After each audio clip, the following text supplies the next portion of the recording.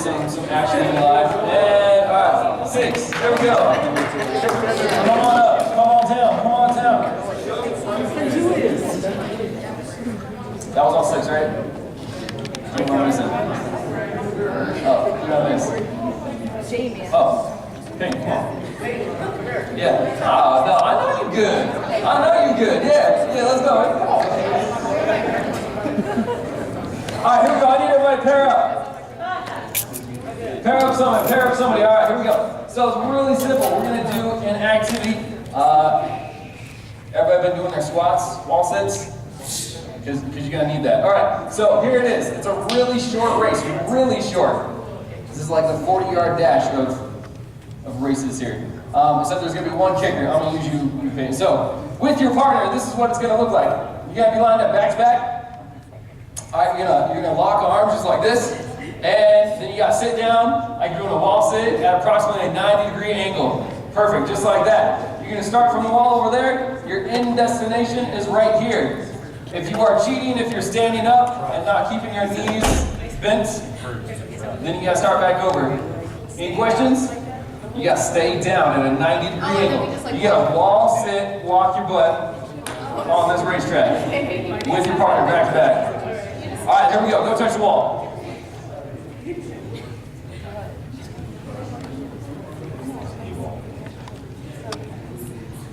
Once again, everybody needs to be touching the wall to start out with. The end point is the first person to come and touch the podium. You knock over my podium, I knock you over. Don't do it. Are we ready? Where is everybody? Cheer them on. They're working for you. Come on. Give them some love. All right. Ready, set, go.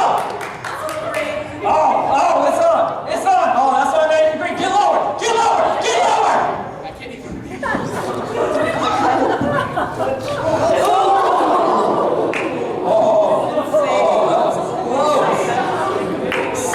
Somebody about got knocked over. Let's give him a round of applause. All right, now we're really quick. I'm gonna need, let's see, 3 volunteers this time. Now 3 new people. Cool, all right, I'm gonna take on you. You got less, all right. Come on out, 2 more, show recording, man. All right, yeah, let's do it. You guys right there. So it's really simple. Go on up. Go and touch the wall over there. We're gonna do another race. Just like that. All right, I'm gonna ask you guys to harness your inner second grader. So it's really simple. Except I'm gonna make it a little bit difficult. No, actually, I'm gonna make it easier. All right. Everybody's played this game in elementary school. It's called red light, green light, or stop and go tag, or 100 other different names. Your goal is to be the first one, not to touch me, to touch this chair. Here's the kicker. All right. If I see you move, you have to go back to the very beginning. So I'm gonna turn around, and then you start moving, and then when I turn back around to look at you, if I see you move, then you have to go back to the very beginning. So don't let me see you move. All right, you guys ready? Oh, no, get back, buddy. Oh, didn't stop fast enough. Get back. Yeah, I'll tell you. See, just don't be in the lead. That's the kicker. No, Close.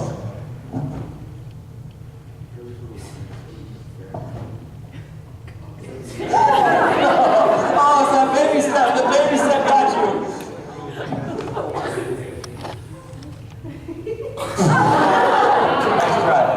Nice try.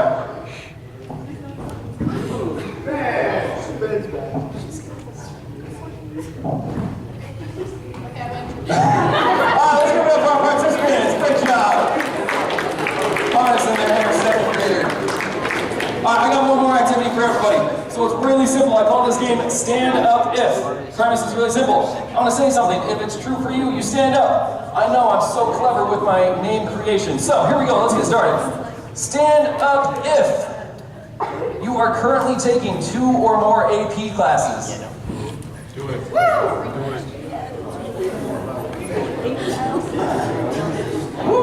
All right, remain standing if you were taking 3 or more AP classes. I don't think so. I'm out of breath from those games. Stand up if you are taking 4 or more AP classes. 5 or more AP classes. All right.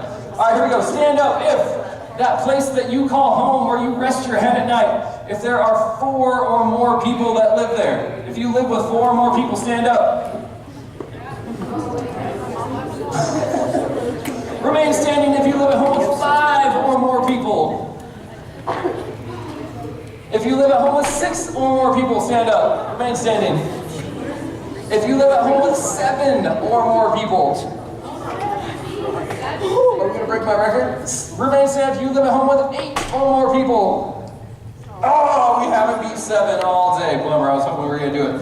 All right, stand up if you are currently in a relationship, seeing somebody, got yourself a boo.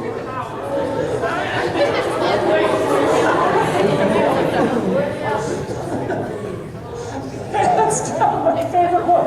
Hands down, my favorite one. Every time the people that stand up, they look around like, is it okay? Is it okay? I think we're still dating. I haven't got that breakup text yet. All right, stand up if you currently or have ever had a part-time job.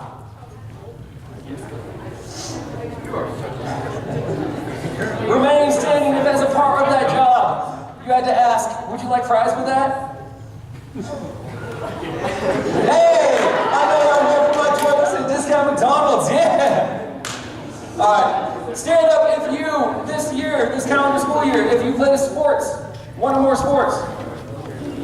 Woo! Remain standing if you played 2 or more sports. How about our 3 sport athletes who in the house? Alright, props to you guys. Alright, here we go, last one. Stand up for me if you have ever been up past 3 a.m. studying for a test or working on homework. All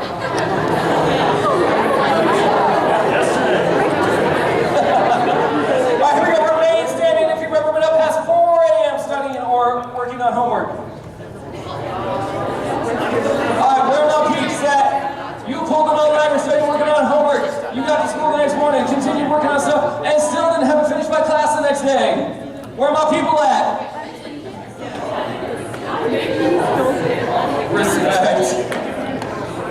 Alright, go on, take a seat, y'all. Alright, so this is what we're going to talk about today. So, I do these things with you to show you that we all have a lot of stuff going on in our lives. There's a lot of stuff that we have to balance. Right? And sometimes everything that we have to balance can feel a little bit overwhelming. Right, and causes stress and anxiety. And so it's my goal today to looking at this idea of balance in life through a lot of different lenses to give you guys some practical tips of how to deal with it all. So before we jump in, I want you guys to just share with a neighbor like for 45 seconds, not too much time, to answer these real questions. These real quick questions. 1, what is something that causes you to feel overwhelmed at times? And be specific. And then 2, is there something that you've learned to do to help you yourself cope with that? To get through those overwhelming times. So take about 45 seconds just to share that with a neighbor or 2.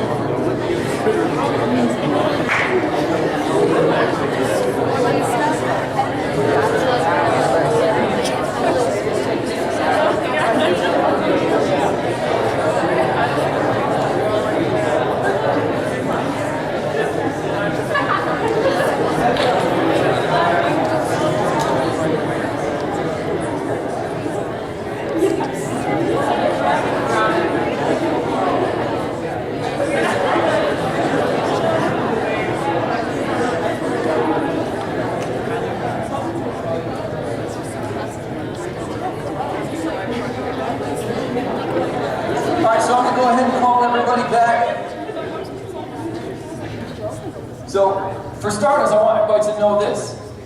Remember this, you are not alone. This is, in so many different areas, one of our biggest hurdles to get through is just to know that we're not alone in our struggles. And a struggle that the average person carries is feeling overwhelmed at times. So I want you guys to know that you're not alone in that. It's not just you. So we're going to look at this through the lens of Scripture, of how to have a balanced life. We're going to look at it through the lens of actually pop culture. What does pop culture tell us about living a balanced life? There's actually a lot of truth in pop culture if we can look for it. And then I'm going to tell you from some of my own personal wisdom and advice from stories of my life. I want to start out before we really jump in of saying this. Some of the best advice I've ever received was from my childhood priest of my hometown parish. And he said this, and he pounded it into our brains, whether it was in his homily, you just ran into him randomly on the street, in the pulpit announcements, wherever it was. This was pounded into my brain. He said this, all things in moderation.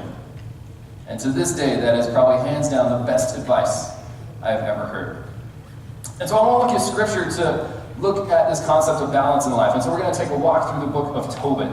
And I'm going to highlight the main characters from this book and see how their actions kind of got themselves into a little bit of trouble, a little bit of despair, because they weren't able to find an appropriate balance in their life. So we're going to start with Tobit, the namesake character. Tobit is the patriarch, the father, the husband, a good, scripture says, a good, upstanding man of the Israelite people. And in fact, he was a man that went above and beyond. He was known for his charitable work, and very specifically, his burying of the dead. The book spends like 4 or 5, 6 chapters on all these instances of Tobit's burying of the dead. Now keep in mind, this is Old Testament, so we're not claiming historical factuality, so to speak, in this, but innate truth nonetheless. But this story would have taken place, culturally speaking, 2,500 to 3,500 years ago. The world was a lot tougher place back then, a little bit. People died more easily. Healthcare wasn't around. Medicine was not nearly as advanced as today, right? So people died a lot more readily, and you couldn't just call up 911 on your celly and be like, hey, there's a dead homeless dude here. It didn't happen. So it was pretty common occurrence to find deceased people on the streets of a city or along the road, traveling in between cities. So this was Tobit's task that he put on himself, was to bury the dead. A very noble charitable act. In the church today, it's one of our corporal works of mercy, to bury the dead, respect for the dead. I don't think anyone would argue that charitable actions aren't a good thing. But here's where Tobit gets into trouble. See, he's so, we can almost even say, obsessed with this part of his life. The other parts of his life start to suffer. And in very short terms, basically, his wife kind of calls him out on it one day. She says, hey, husband, you're not spending any time with the family, with me, with your kids. You know what, this is great what you're doing, but you know what, we need you too.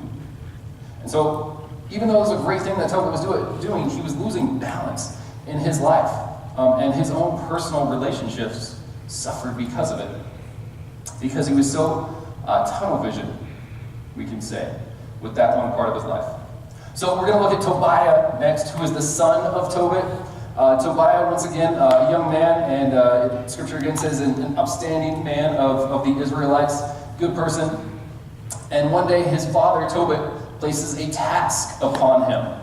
And he says, hey, I need you to go to this next town and collect a debt that is owed to our family. So this is how they were going to be paying their bills, essentially. Keeping food in their bellies, roof over their head, clothes on their back, for the next so long period of time. And work, providing for the family, important, right? Good things. Here was Tobit's problem. He almost missed out on some really, really, really important stuff. He nearly missed out on meeting his wife, Sarah, because he was so focused on his responsibility of doing this task for the family, his work, his job, that he almost missed out on that, as well as he literally did not recognize the divine right in front of him. So scripture says that God sent the angel Gabriel to be with Tobiah on his journey. And he did not recognize the person as an angel until later in the story. So once again, because he was so focused on the task at hand, he nearly missed some very, very important things in his life. His future wife and the divine right in front of him. So we're going to look at Sarah next. Sarah is the would-be future wife of Tobiah. And we can get an idea that Sarah's dream, her passion, her goal in life was, to use again a Jewish terminology, to be the matriarch, right? To be a wife and a mother. And this was kind of all she ever wanted. And as a young woman, she was married, I believe it says 7 times.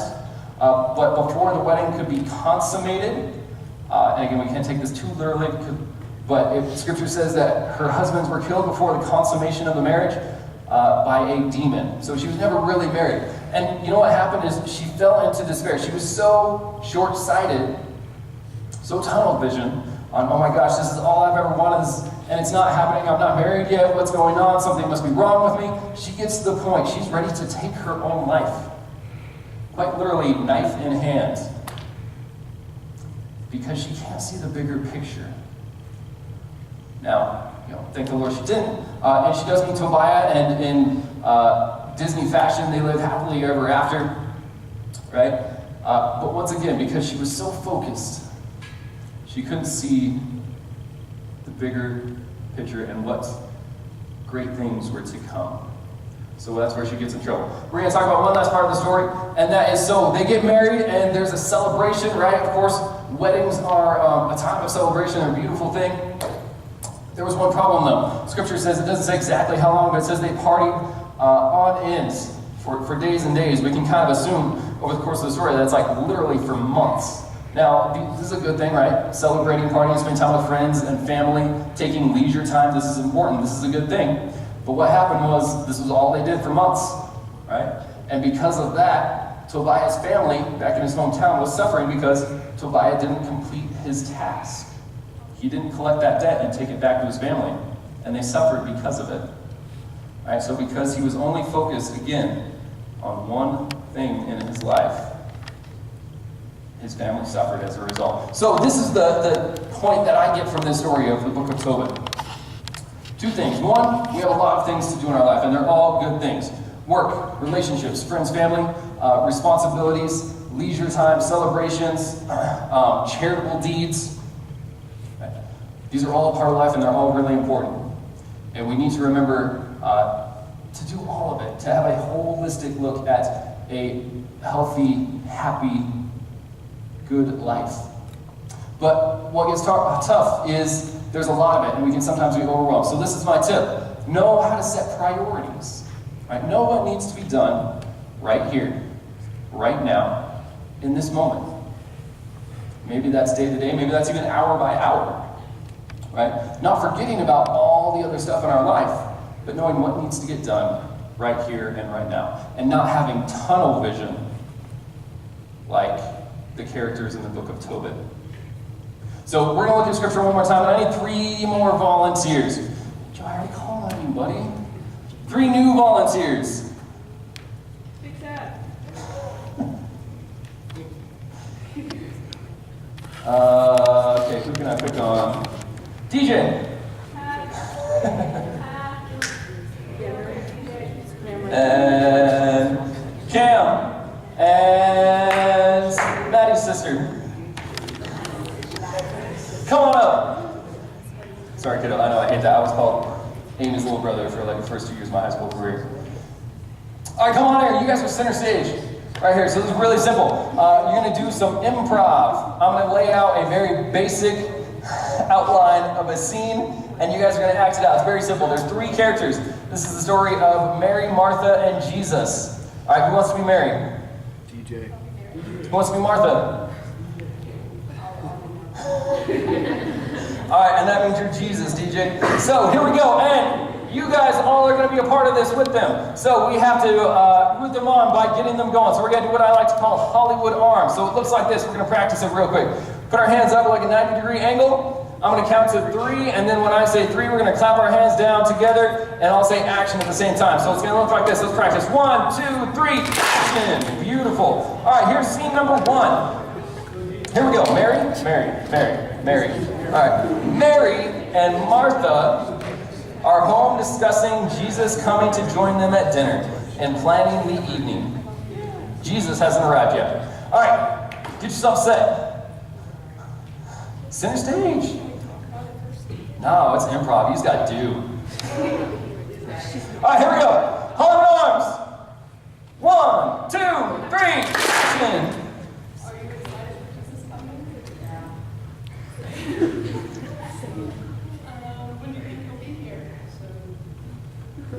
And scene. Beautiful. All right, here we go. Scene number 2. Jesus arrives. Don't do it yet. I say action. I'm just telling you.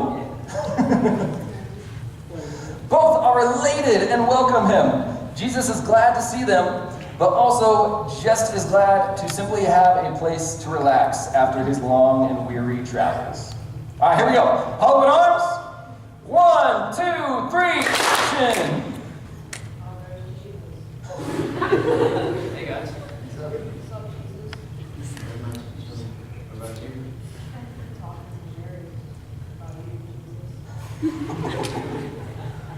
And scene. Beautiful. All right, here we go. Act number 3. Mary is hanging out. This after dinner, Mary is hanging out with Jesus in the living room, while Martha is busy cleaning, organizing, and generally just staying busy, and getting very upset and annoyed at Mary for not helping. So Martha cleaning, organizing, Mary and Jesus hanging out. Martha gets annoyed at Mary. All right, here we go. Hollywood arms. 1, 2, 3, action. You're hanging out with Mary.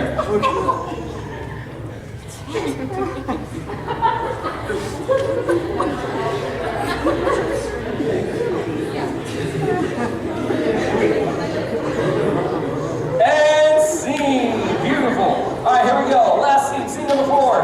Conclusion. Watch. You're in the spotlight here. Act number 4, resolution. All right, Jesus asks Martha to join them and implores her not to worry about the busy work at this moment. Here we go, Hollywood arms. 1, 2, 3, action.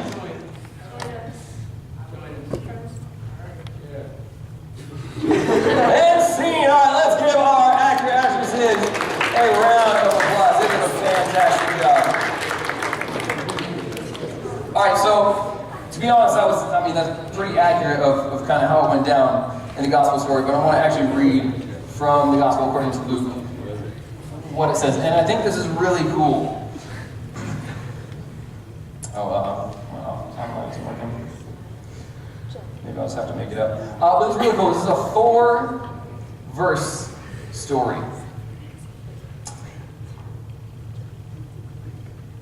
One, incredibly short. If you think about it in context of the entire Bible, this is like literally 0.0001% of the entire Bible. But it's funny to me because it's one of the most beloved stories of the Bible. And I think that's because we realize that this is Jesus taking a page right out of Aaron Rodgers' post-game interview playbook and saying to us, just relax. So here we go. Luke chapter 10, 4 verses. As Jesus and his disciples were on their way, he came to a village where a woman named Martha opened her home to him. She had a sister called Mary, who sat at the Lord's feet listening to what he said. But Martha was distracted by all the preparations that had to be made. She came to him and asked, "Lord, don't you care that my sister has left me to do all the work by myself? Tell her to help me." "Martha, Martha," the Lord answered, "you are worried and upset about many things, but few things are needed, or indeed, only one. Mary has chosen what is better, and it will not be taken away from her." This is beautiful. This is Jesus teaching us about balance in life. This isn't Jesus saying, "Oh, don't ever worry about responsibilities. You shouldn't have chores to do at home. Just let those dishes fester in the nasty sink." No, this is not what Jesus is saying. But he's teaching us about balance.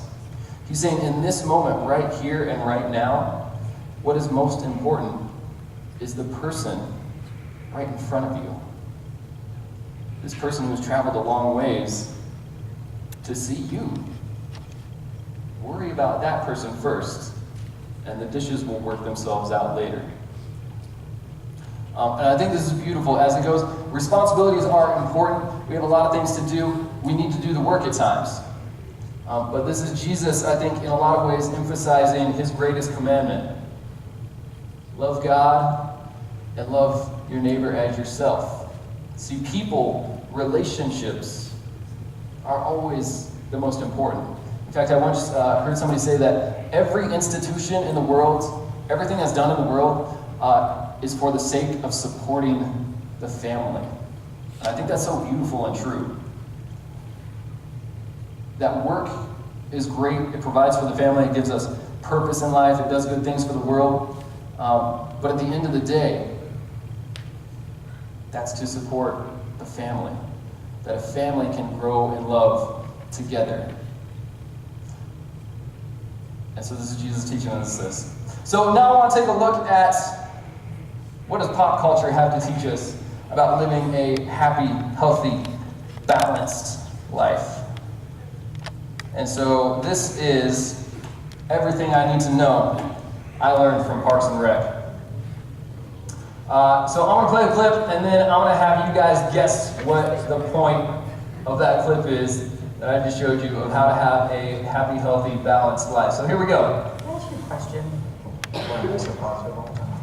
Yes, that's exactly the question. I was born with a blood disorder, and my parents were told that I had 3 weeks to live.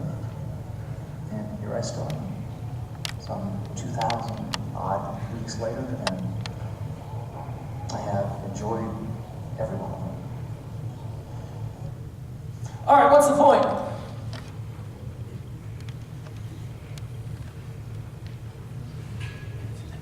What's that? Kay's enjoying life. That's good. Yeah. Shay, what's another vocabulary for that?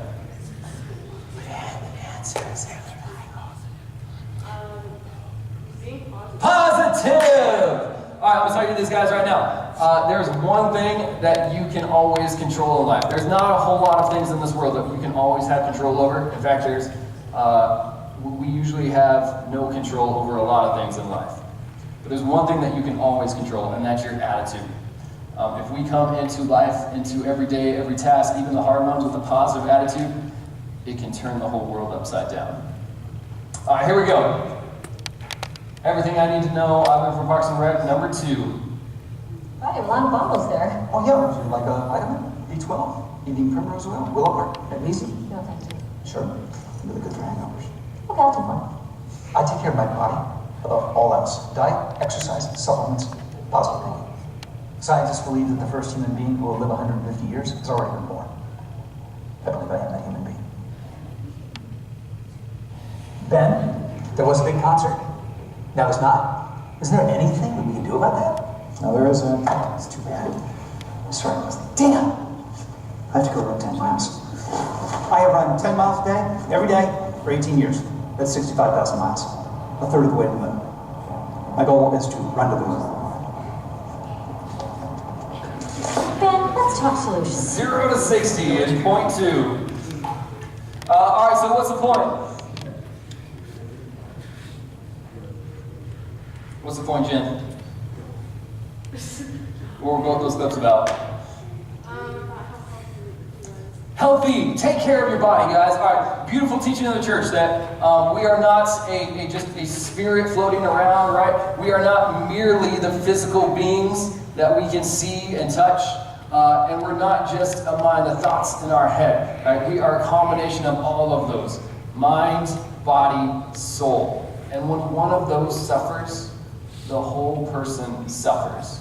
So don't forget to take care of your body. That doesn't mean that you can't enjoy the quadruple bacon cheeseburger for now and then. That doesn't mean that you can't have the thrice dipped caramel fudge chocolate sprinkled on ice cream. Right? That doesn't mean you can't enjoy life. But yeah, that's the jam, right?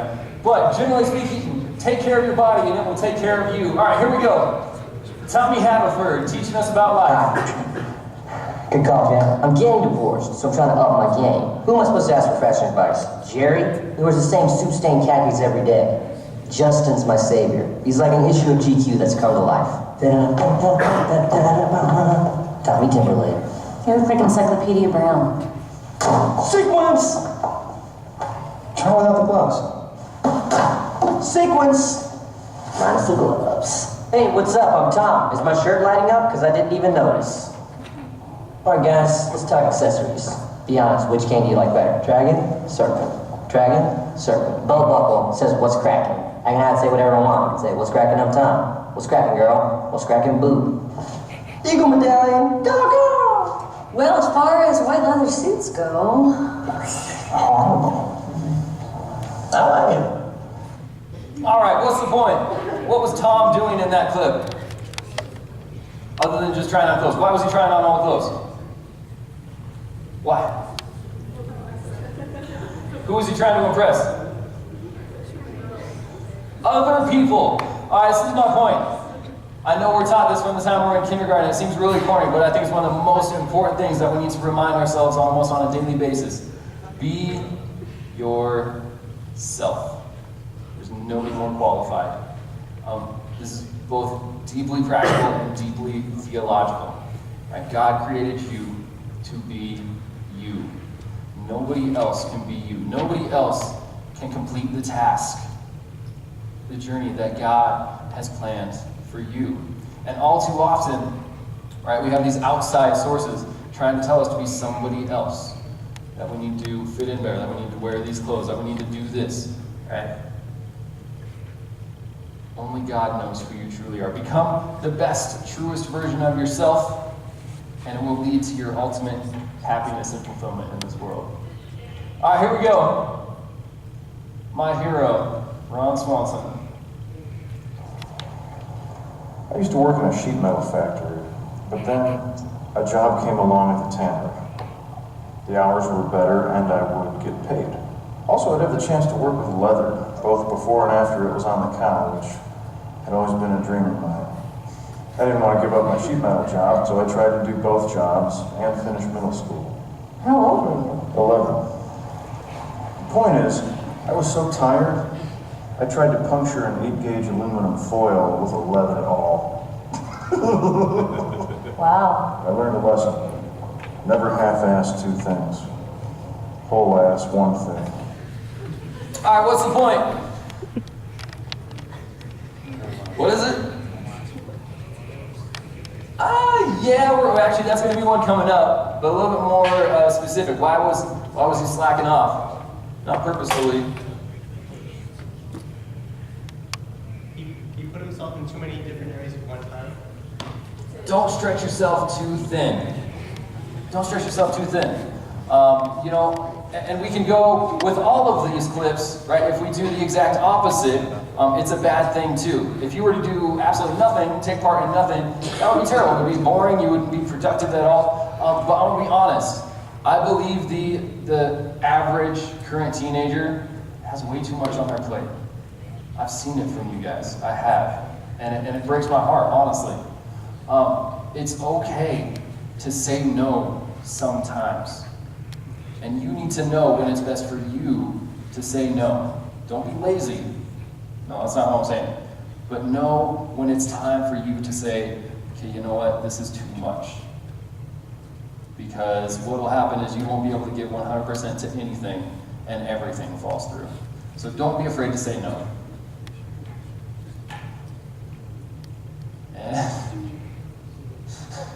Can't even push play without laughing. Precursor to this. So Ron was just told by his physician that he needs more potassium in his diet or he could suffer negative health effects.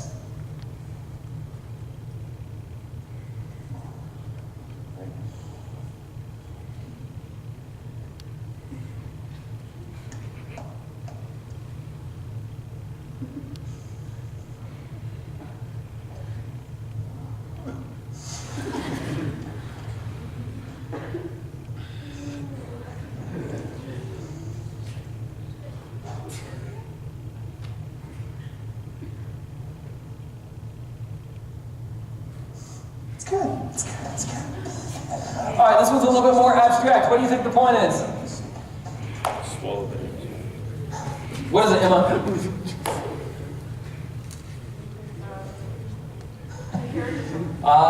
Yes, but more specifically. What do you think, Jim? I like that. Make the best out of a bad situation. That's not exactly what I'm going, but he definitely does, right? I'm just going to tell you because it's a little bit more abstract. Did he enjoy eating that banana? No, he did not. Was it good for him? Yes, it was. He needed it in his life. So I'm going to hit you with a just cold, hard facts, truth about life. You know what? Sometimes there's just work that needs to be done. And a lot of times it's not going to be the most fun thing. You might not enjoy it, but it's good for you, and it needs to be done. Right? So this is opposite to some of the things I've already talked about, right? But this is just as true as all the other ones. Sometimes we just have to step up, put on our big boy, big girl pants, and get the job done. Do what's best for us. Do what's best for the world. Do the task that's been placed before us. This one's a little bit abstract too.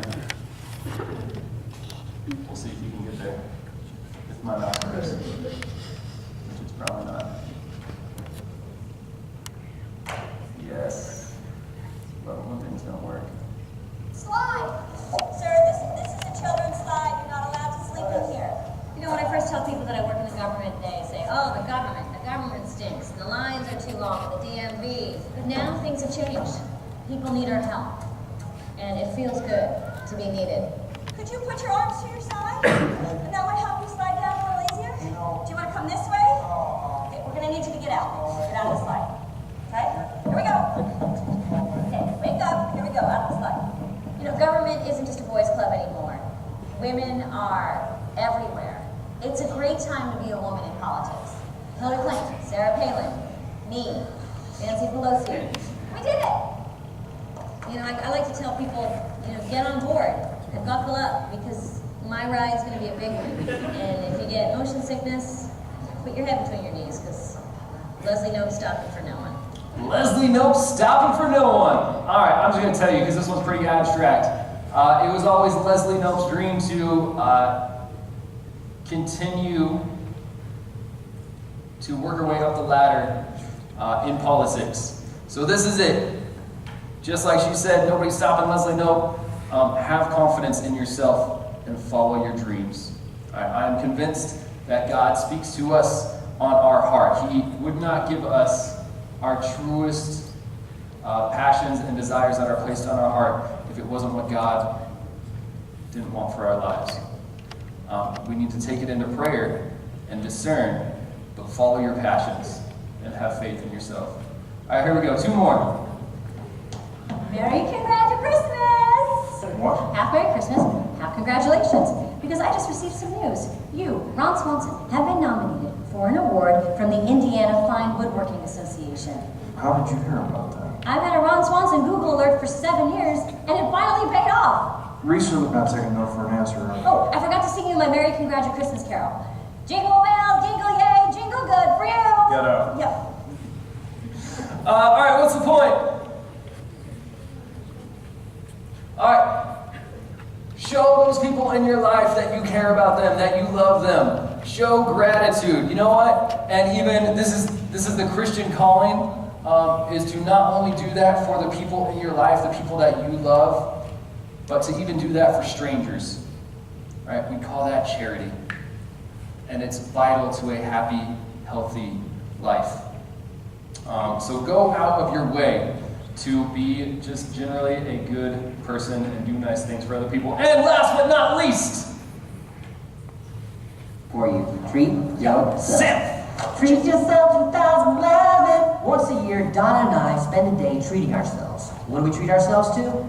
Clothes, Treat yourself. fragrances, Treat yourself. massages, Treat yourself. mimosas, Treat yourself. fine leather goods. Treat yourself. It's the best day of the year. The best day of the year. I got a question. all right, what's the last one? Treat yourself! So in our last talk, we found out that 99% of us have been on a plane. So we've all heard the emergency safety protocol. They say if the cabin or the pressure in the cabin changes, oxygen masks will be dropped from the ceiling. And then they follow that up by saying, make sure to secure your own oxygen mask before helping somebody else secure theirs. Guys, we need to take care of ourselves. All right, we're no good to the people in our lives. We're no good to the responsibilities that we have to take care of in our lives. We're no good to charitable acts, to any of it if we're not taking care of ourselves. Okay, don't be afraid to say, you know what, I need to relax, I need some me time, I need to take care of myself. Now here's the beauty of all of this. Half of these things contradict one another. Half of them. I told you to do the work, and then I told you to take care of yourself. Right? So this is it. A balanced life is all of it. Know what your priorities are in this current moment, but don't forget to take care of everything else in the long run. So I'm going to finish with this, because I think none of this makes sense or even matters without this last part. And so I'm going to tell you guys a couple stories from my life that highlight the most important part, in my eyes, of balance and a happy, healthy life. So here we go. Both these stories take place my senior year of high school. Story number one, I was obsessed with sports, specifically basketball. And this was my day. Early morning, I would get to the gym and get some shots up for half an hour and 45 minutes. We had weights during the day, practice after school, and then I would stay after practice for again half an hour, 45 minutes doing plyout, doing sprints, doing agility, something like that. It was my world, my life, quite frankly, my God. My priorities had gotten out of whack. And you know what? So it was about, I think it was my 6th or 7th game of the season, and I drove the lane, went up for a layup. It did go in for the record. I came down on somebody's foot, and my ankle did this, snapped. And I was able to come back 4 or 5 weeks later. That wasn't the same. Basically, my season was over at that point. But you know what? That was the most important lesson that I've ever learned. Remember that Romans tells us that God can make all things for good. And I don't believe that God sent that person's foot underneath mine that I would snap my ankle. But I do know that God was behind me realizing that my priorities were out of whack. Now, again, my senior year, because my priorities were out of whack, I cared about my sports and my girlfriends at the time. I was my head got kind of big, which can happen, right? And high school's an awesome time. So people think, friendships are awesome. There's so much going on, sports, all this good stuff. But you know what? Because of that, once again, my other relationships in my life, my family, and even my faith were hurting. And so I'll tell you guys a story about a fight that I had with my mom. And it was about spending too much time with my girlfriend. So every now and then my family would do some family nights on a Friday night, or we'd pick a day of the week. Well, we picked Friday night this week. And after I've been hanging out with my girlfriend like pretty much every night that week already, I told my mom, I was like, no, I'm not coming, I'm going to go hang with my girlfriend. And she was, kind of sad, a little upset. So we started arguing, right? And like arguments do, they often digress and just kind of get bitter, and it's not a good road to go down. But I said something to my mom that to this day eats me up inside. And it got to this point. We were arguing, and I finally, at one point, just looked her in the eye and said, Mom, do not make me choose between you and my friends, because you are not going to win that battle. Yeah. And it was one of those things where I was like, immediately after I said it, I was just like, oh my God, I didn't mean that, or I didn't mean it to sound like that. And I was immediately regretful. But it came out. But you know what? Here it is. Here's the beauty and grace of that woman, my mom. She wasn't angry. I know she was hurt. But this was her response. Calmly, she just looked back at me and said, Joe, I'm not trying to pull you away from your friends in your life. I just want to be a part of it. And you know what? This is why I end here. Because I think just like my mom said that to me, because I was not being a good son. In so many ways, I had blocked my parents out of my life. But as I've grown, I've learned this through prayer. This is what God says to us. He says, I don't want to take you away from your life. I love what you have going on. I love your sports. I love your activities. I love the relationship that you have with your friends and your family. And I love it. I think it's so cool. You're doing awesome stuff. He says to us, I just want to be a part of it with you. And I can promise you that none of that stuff can ultimately perfectly fall into place if that isn't at the center. That relationship with God isn't at the center. And when we make that relationship at the center of our lives, amazingly, things just kind of start to fall into place. Now, I'm not saying that life's never going to be stressful. You're never going to feel overwhelmed. I'm overwhelmed all the time, and I can say, even though I screw up all the time, God is the most important thing in my life. But I'm still overwhelmed and stressed and have anxiety all the time. But you know what? When I go back to that relationship, amazingly, life starts to calm down. You get a little less stressed. So that's my urge to you, is to remember to keep God at the center and all those tasks. Thank you so much for letting me spend this time with you. As always, I love you.